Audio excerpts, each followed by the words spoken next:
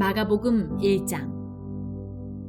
하나님의 아들이신 예수 그리스도의 복음은 이렇게 시작되었습니다. 이사야 예언자의 글에 이렇게 쓰여 있습니다. 보아라, 내가 너의 앞에 사자를 보낸다. 그가 너의 길을 준비할 것이다. 광야에서 외치는 자의 목소리가 들린다. 주님의 길을 준비하여라. 그분의 길을 곧게 펴라. 세례자 요한이 광야에 나타나서 죄 용서를 위한 회개의 세례를 선포하였습니다.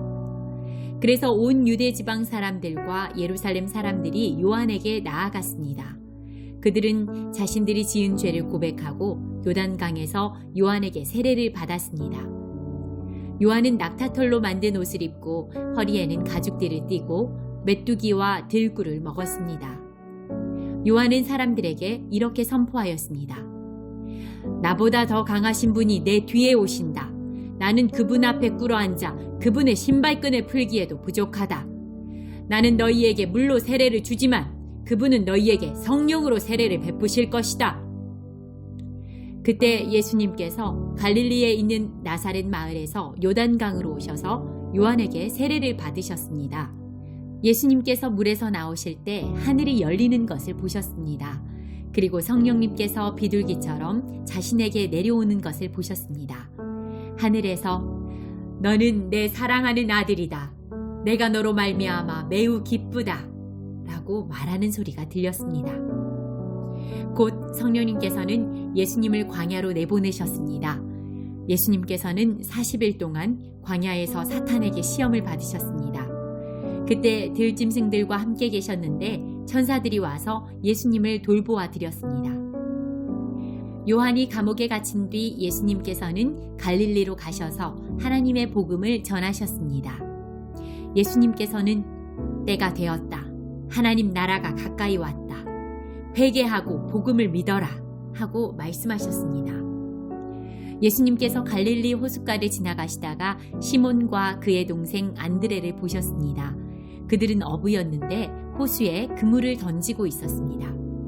예수님께서 나를 따르라. 내가 너희를 사람을 낚는 어부로 삼겠다 하고 말씀하셨습니다. 그러자 시몬과 안드레는 얼른 그물을 놔두고 예수님을 따랐습니다. 예수님께서 조금 더 가시다가 세베대의 아들 야고보와 그의 동생 요한을 보셨습니다. 그들은 배에서 그물을 깁고 있었습니다. 예수님께서 그들을 부르시자 그들은 아버지 세베대와 일꾼들을 배에 남겨두고 예수님을 따라 나섰습니다. 예수님과 제자들이 가버나움으로 가셨습니다. 안식일에 예수님께서 회당에 들어가셔서 가르치기 시작하셨습니다. 거기에 있는 사람들이 예수님의 가르침을 듣고 놀랐습니다. 그것은 율법학자들과는 달리 예수님께서는 권위 있는 분처럼 가르치셨기 때문입니다. 회당에 더러운 귀신이 들린 사람이 있었습니다. 그가 소리쳤습니다. 나사렛 예수야! 당신과 우리들이 무슨 상관이 있습니까? 우리를 없애려고 오셨습니까? 나는 당신이 누군지 압니다. 바로 하나님께서 보내신 거룩한 분입니다. 예수님께서 조용히 하고 그 사람에게서 나가거라 하시며 그를 꾸짖으셨습니다. 그 더러운 귀신이 그 사람에게 발작을 일으켰습니다. 그리고 큰 소리를 지르면서 그 사람에게서 나왔습니다. 사람들은 모두 놀라서 이게 어찌 된 일이냐? 이것은 권위가 있는 새로운 교훈이다. 저 사람이 더러운 귀신에게 명령을 하니 그것들이 복종하는구나 라고 하며 자기들끼리 서로 물었습니다. 그래서 예수님에 대한 소문이 갈릴리 모든 곳으로 빠르게 퍼져갔습니다. 예수님과 제자들이 회당에서 나온 뒤에 곧바로 야고보, 요한과 함께 시몬과 안드레의 집으로 갔습니다. 시몬의 장모가 열이 나서 누워 있었습니다. 사람들이 바로 이 사실을 예수님께 말씀드렸습니다.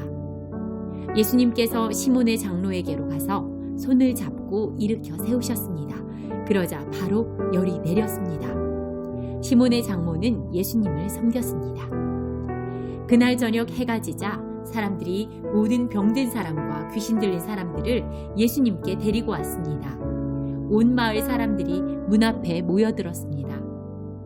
예수님께서는 온갖 환자들을 다 고쳐주셨습니다. 그리고 많은 귀신들을 내쫓으셨습니다. 예수님께서는 귀신들에게 아무런 말도 하지 못하도록 하셨습니다. 그것은 그들이 예수님이 누구신지 알고 있었기 때문입니다. 어둠이 채 가시지 않은 아침에 예수님께서 일어나셨습니다. 그리고 조용한 곳으로 가셔서 기도하셨습니다. 시몬과 그의 친구들이 예수님을 찾으러 왔습니다. 그들은 예수님을 찾자 모든 사람들이 선생님을 찾고 있습니다. 라고 말했습니다. 예수님께서 대답하셨습니다. 근처에 있는 다른 마을로 가자. 거기서도 내가 전도할 것이다. 내가 바로 그것을 위해서 왔다. 예수님께서는 갈릴리 모든 곳을 다니셨습니다. 회당에서 말씀을 전하시고 귀신들을 내쫓으셨습니다. 어떤 문둥병 환자가 예수님께 와서 무릎을 꿇고 간청했습니다. 선생님께서 원하시면 저를 깨끗하게 하실 수 있습니다. 예수님께서 그 사람을 불쌍히 보셨습니다. 그래서 손을 내밀어 그를 만지시며 말씀하셨습니다. 내가 원하니 깨끗해져라. 그러자 바로 문둥병이 떠나고 그가 나았습니다. 예수님께서 그에게 단단히 이르시고 보내셨습니다. 아무에게도 이를 말하지 마라. 다만 가서 제사장에게 너의 몸을 보여주어라. 그리고 네가 깨끗해진 것에 대하여 모세가 명령한 예물을 드려서 사람들에게 증거로 삼아라. 그러나 그 사람은 가서 이 사실을 주저하지 않고 말하여 소문을 냈습니다. 그래서 예수님께서는 마을에 드러나실 수 없을 정도가 되었습니다. 예수님께서는 사람이 없는 곳에 머무셨습니다. 그래도 사람들은 예수님이 계신 곳이라면 어디든지 상관하지 않고 사방에서 몰려들었습니다. 2장. 며칠 뒤 예수님께서 가버나움으로 돌아오셨습니다. 예수님께서 집에 계시다는 소문이 퍼졌습니다. 그러자 많은 사람들이 모여들어 가득 찼습니다. 심지어 문 밖에도 서 있을 곳이 없었습니다. 예수님께서 그들에게 말씀하셨습니다. 4명의 사람들이 예수님께 중풍병 환자를 데리고 왔습니다. 이들은 사람들 때문에 예수님께 들어갈 수가 없었습니다. 그래서 예수님이 계신 곳의 지붕을 뜯어냈습니다. 이들은 뚫어낸 구멍으로 중풍병 환자가 누워있는 침상을 아래로 내렸습니다. 예수님께서 이 사람들의 믿음을 보시고 중풍병 환자에게 말씀하셨습니다. 아들아, 내 죄가 용서되었다. 마침 거기에 율법학자 몇 명이 앉아 있었는데 마음속으로 생각했습니다. 어떻게 이 사람이 저런 말을 하는가? 하나님을 모독하고 있구나. 하나님 외에 누가 죄를 용서할 수 있다는 말인가? 예수님께서는 이 율법학자들이 속으로 생각하는 것을 곧 영으로 아셨습니다. 그래서 그들에게 말씀하셨습니다. 어째서 너희가 마음속으로 그런 생각을 하고 있느냐?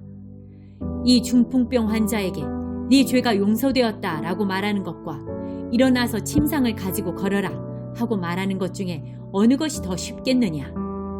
그러나 인자가 세상에서 죄를 용서할 수 있는 권세가 있다는 것을 너희에게 보여주려고 그랬다. 예수님께서 중풍병 환자에게 말씀하셨습니다. 내가 네게 명한다. 일어나 침상을 가지고 집으로 가거라. 중풍병자는 일어나 침상을 들고 모든 사람이 보는 앞에서 걸어 나갔습니다. 사람들이 놀라서 하나님께 찬송을 드렸으며 우리는 이와 같은 일을 본 적이 없다 라고 말하였습니다. 예수님께서 다시 호숫가로 가셨습니다. 많은 사람들이 예수님께 나아왔고 예수님께서는 그들을 가르치셨습니다. 예수님께서 호숫가를 걸으시다가 알페오의 아들 레위가 세관에 앉아있는 것을 보셨습니다. 예수님께서 그에게 말씀하셨습니다. 나를 따라오너라. 그러자 레위는 일어나서 예수님을 따랐습니다. 예수님께서 레위의 집에서 식사를 하고 계실 때였습니다. 여러 세리들과 죄인들이 예수님과 그 제자들과 함께 식사를 하고 있었습니다. 왜냐하면 이런 사람들이 예수님을 많이 따랐기 때문입니다. 바리새파 율법학자들이 예수님께서 세리들과 죄인들과 함께 식사하시는 것을 보고 제자들에게 물었습니다. 어째서 너희 선생님은 세리와 죄인들과 먹고 마시느냐? 예수님께서 이 말을 들으시고 그들에게 말씀하셨습니다. 건강한 사람에게는 의사가 필요 없고 병든 사람에게 의사가 필요한 것이다. 나는 의로운 사람을 부르러 온 것이 아니고 죄인들을 부르러 왔다. 요한의 제자들과 바리새파 사람들은 금식을 하였습니다. 사람들이 와서 말했습니다. 요한의 제자들과 바리새파 사람들의 제자들은 금식을 하는데 어째서 선생님의 제자들은 금식을 하지 않습니까? 예수님께서 대답하셨습니다. 신랑의 친구들이 신랑과 함께 있을 때 금식을 하지 않는다. 그렇지 않느냐? 신랑이 자기들과 함께 있는 한 그들은 금식하지 않는다. 그러나 신랑을 빼앗길 날이 올 것이고 그날에 금식을 하게 될 것이다. 그 누구도 낡은 옷에 새 천조각을 대고 깁지 않는다. 만일 그렇게 하면 새로 된 조각이 낡은 옷에 당겨 더욱 못 쓰게 될 것이다. 또한 그 누구도 낡은 술 부대에 새 술을 보관하지 않는다. 만일 그렇게 하면 술이 그 부대를 터뜨려 술과 함께 술 부대가 다 못 쓰게 될 것이다. 새 술은 새 부대에 넣어야 한다.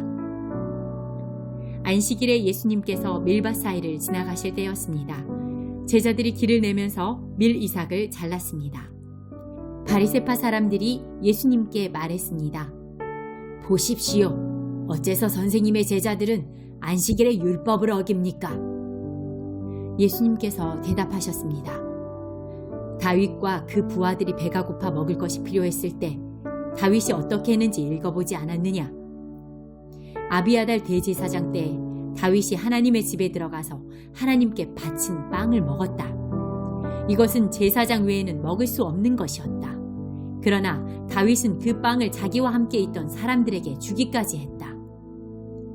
예수님께서 바리새파 사람들에게 말씀하셨습니다.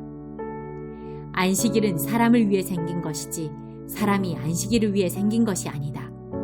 그러므로 인자가 안식일의 주인이다. 3장. 예수님께서 회당에 들어가셨습니다. 거기에는 손이 오그라진 사람이 있었습니다. 사람들은 예수님을 고발하려고 예수님께서 안식일에 그 사람을 고쳐주시는지 지켜보고 있었습니다. 예수님께서 손이 오그라진 사람에게 말씀하셨습니다. 일어나서 나오너라. 그리고 그들에게 물으셨습니다. 안식일에 좋은 일을 하는 것이 옳으냐, 나쁜 일을 하는 것이 옳은 것이냐? 사람의 생명을 살리는 것이 옳으냐, 죽이는 것이 옳으냐? 그러자 사람들이 아무런 대답도 하지 못했습니다. 예수님께서 분노하시며 주위를 둘러보시고 사람들의 마음이 굳은 것을 아시고 슬퍼하셨습니다. 예수님께서 그 사람에게 말씀하셨습니다. 내 손을 펴보아라. 그 사람이 손을 내미자 그 손이 나았습니다. 바리새파 사람들이 거기를 떠나 헤롯 땅 사람들과 함께 예수님을 죽일 계획을 세웠습니다. 예수님께서 제자들과 함께 호수로 가셨습니다. 그러자 갈릴리에서 온 많은 사람들이 예수님을 따라왔습니다. 그리고 유대와 예루살렘과 이두메와 요단강 건너편 두로와 시돈 지방에서도 많은 사람들이 예수님이 행하신 일에 대한 소문을 듣고 찾아왔습니다. 예수님께서는 몰려드는 사람들이 너무 많아 제자들에게 배를 준비하라고 말씀하셨습니다. 예수님께서 많은 사람들을 고쳐주신 까닭에 병에 걸린 사람들이 예수님을 만지려고 밀려들었던 것입니다. 더러운 귀신들은 예수님을 보기만 하면 앞에 엎드려서 당신은 하나님의 아들이십니다 라고 소리쳤습니다. 그러나 예수님께서는 귀신들이 예수님을 드러내지 못하도록 그들을 엄하게 꾸짖으셨습니다. 예수님께서 산 위에 올라가셔서 원하시는 몇몇 사람들을 부르셨습니다. 그러자 그들이 예수님께 올라왔습니다. 예수님께서 12사람을 세우시고 이들을 사도라고 부르셨습니다. 예수님께서는 그들과 함께 하시면서 그들로 하여금 나가서 말씀을 전하게 하셨습니다. 또한 귀신을 내쫓는 권세도 주셨습니다. 예수님께서 12사람을 세우셨는데 그들은 예수님께서 베드로라는 이름을 지어주신 시몬과 천둥의 아들들이란 뜻으로 예수님께서 보아너게라는 이름을 지어주신 세베대의 아들 야고보와 그의 동생 요한, 안드레, 빌립, 바돌로메, 마테, 도마, 알페오의 아들 야고보, 다데오, 열심당 출신의 시몬, 그리고 예수님을 배반한 가룟 출신의 유다입니다.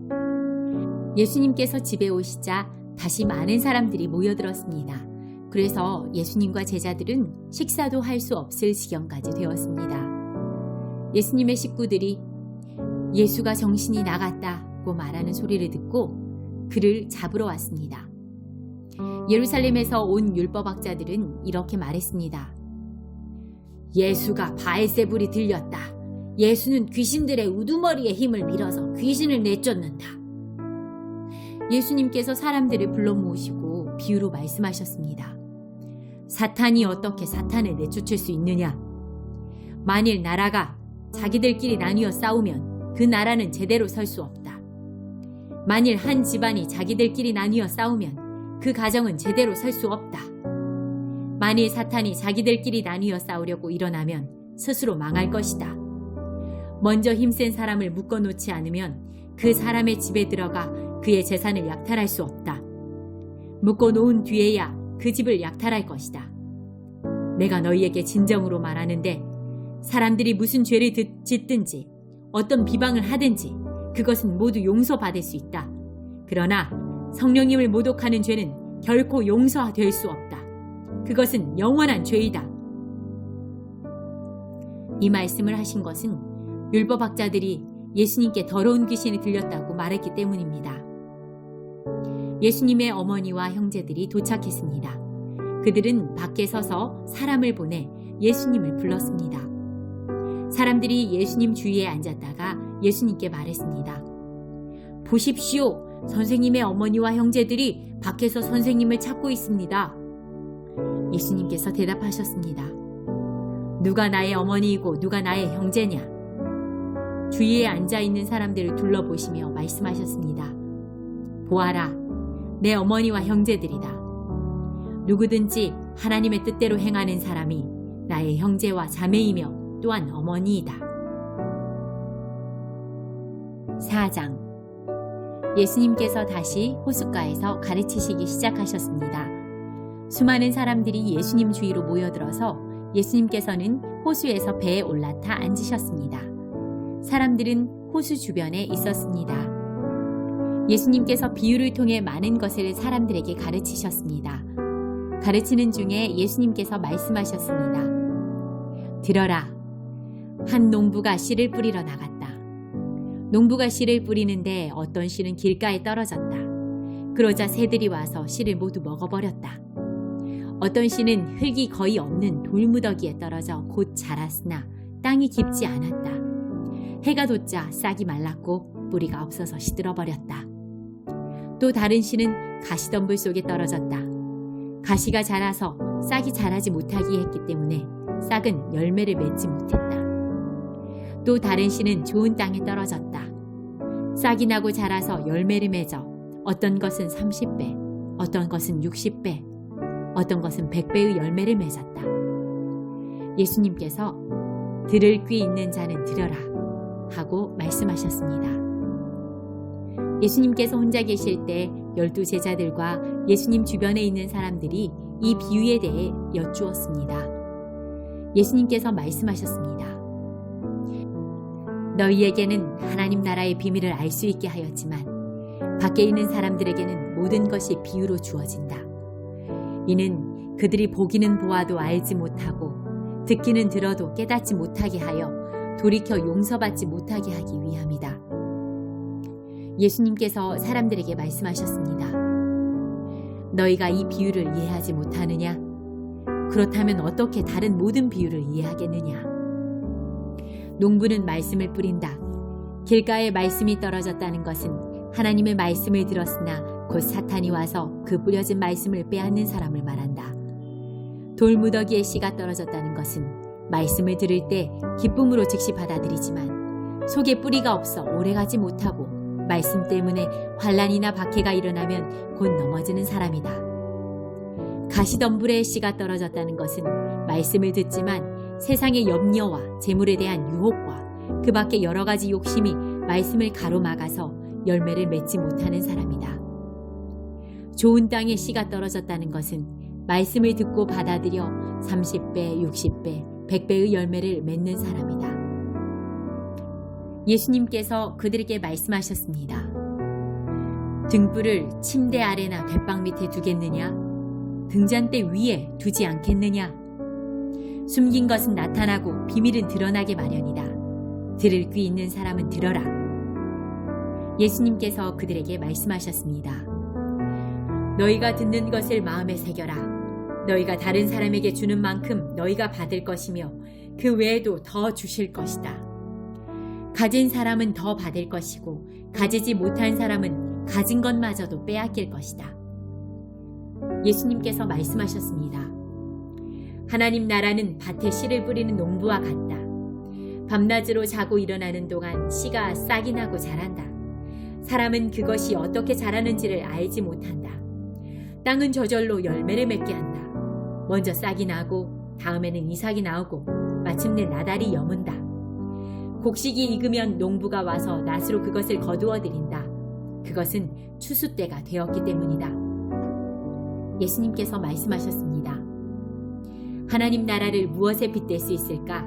무슨 비유로 설명을 할까? 하나님 나라는 겨자씨와 같다. 겨자씨를 밭에 심을 때에 밭에 심는 씨앗 중에서 가장 적다. 그러나 심긴 후에는 그 어떤 밭 작물보다 더 크게 자란다. 커다란 가지를 내어 하늘의 새들이 그 그늘에 둥지를 틀 정도가 된다. 예수님께서는 많은 비유를 사용하여 사람들이 알아들을 수 있도록 말씀하셨습니다. 비유가 아니면 말씀하지 않으셨으나 제자들에게는 따로 모든 것을 설명해 주셨습니다. 그날 저녁이 되자 예수님께서는 제자들에게 말씀하셨습니다. 호수 건너편으로 가자. 그래서 제자들은 사람들을 남겨두고 예수님께서 배에 타고 계신 그대로 모시고 갔습니다. 주위에 있던 다른 배들도 따라갔습니다. 그때 매우 강한 바람이 불어와서 파도가 배 안으로 덮쳐 들어왔고 물이 배 안에 차게 되었습니다. 예수님은 배 고물에서 베개를 베고 주무시고 계셨습니다. 제자들이 와서 예수님을 깨우면서 말했습니다. 선생님, 우리가 죽게 되었는데 돌아보지 아니하십니까? 예수님께서 일어나시더니 바람을 꾸짖고 호수에게 명령하셨습니다. 조용하여라, 잠잠하여라. 그러자 바람이 멈추었고 호수가 잔잔해졌습니다. 예수님께서 제자들에게 말씀하셨습니다. 어째서 너희가 무서워하느냐? 아직도 믿음이 없느냐? 제자들이 매우 두려워하며 이분이 어떤 분이길래 바람과 파도도 순종하는 것일까? 하고 서로에게 물었습니다.